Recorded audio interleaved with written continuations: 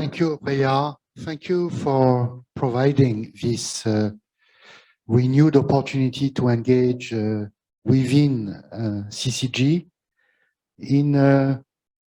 I think I express the views of many of my colleagues if I say that in a shrinking communication environment in China, for us, very difficult sometimes to get our views known, CCG has stood up and remained a core platform for, as you say, for us to express views and for you to relay them.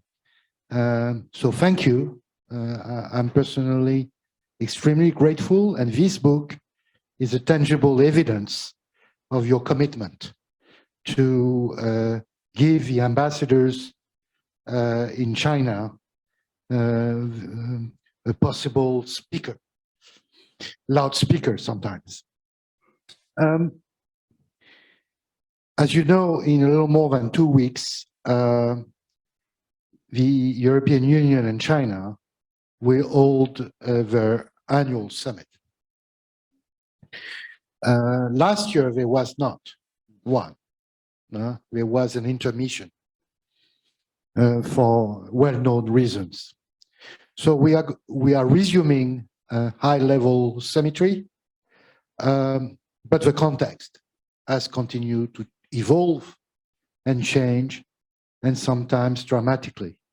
And I would use my 2 or 3 minutes to inform colleagues and yourself about how we view the objectives of the 1st of April 2022 summit. The first objective is to manage at the highest level what we see in Europe as an increasingly difficult relationship. And in order to do that, we are calling our Chinese counterparts in the preparation that we are undergoing right now to both endorse positive developments while addressing concerns. It cannot be a win-win situation. We have wins like on climate, biodiversity, energy, agriculture, and some other sectors. But we have losses in many others, starting with the continued lack of mobility between Europe and China, and I could say between China and the rest of the world. And this continuous lack of mobility is having a disastrous impact on European perception of China. We have concerns, of course, which go further than mobility, but I don't have the time to list them right now. But the idea is that there is a balance that we need to achieve, that we hope that our Chinese friends will understand that in Europe today, in order to move forward with China, to partner up with China, to join hands with China, well, we need to address concerns and not sweep them under the rug. And first and foremost, on 1st of April, unfortunately, the main focus will be to muster or enlist as much support possible from China as a permanent member of the UN Security Council, entrusted with a responsibility to maintain global peace and security, to help Europe to stop the war in Ukraine. And in order to do that, we really call up all our Chinese friends to name the aggressor and to stand by the victim. In that war, there can be no so-called neutrality.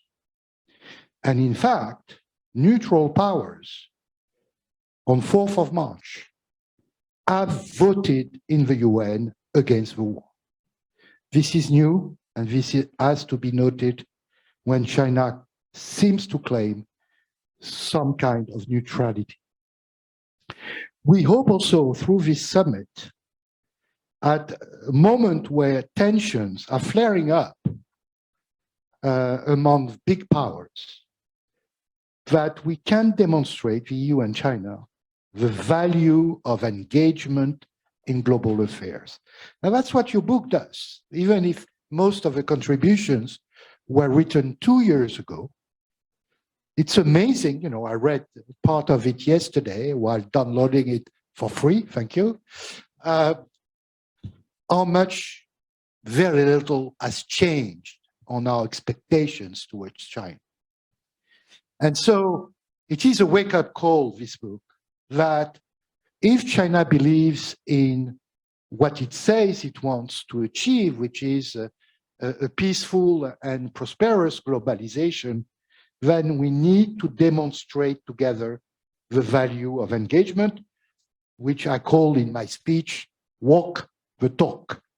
And to walk the talk, we need to do it on investment, finance, trade. But we need also to restore some kind of commonality between our people who cannot see each other right now. And in order to do that, and that would be my short conclusion, we need to learn on both sides how to handle complexity and long-term perspectives. And the question is, and will remain so in the months and years to come here in China, what does China want? But for us Europeans, it's clear that the future of China is not to be alone. Thank you.